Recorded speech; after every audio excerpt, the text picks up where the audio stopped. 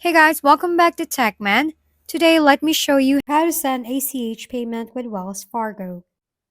ACH payments with Wells Fargo are handled through two main types: credits and debits, each designed for different business needs.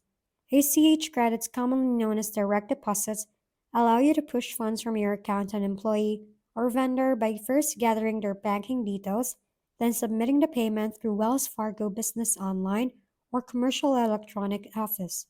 With funds released on a scheduled date, these credits are ideal for recurring payments like payroll, rent, or vendor fees, and can be automated for consistency.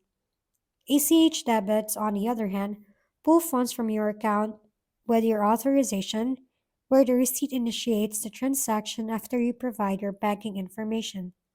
ACH can be used for employee payments, vendor transactions, government payments, and investment distributions, all managed through Wells Fargo's robust ACH system, which allows you to review, reverse, or manage activity efficiently.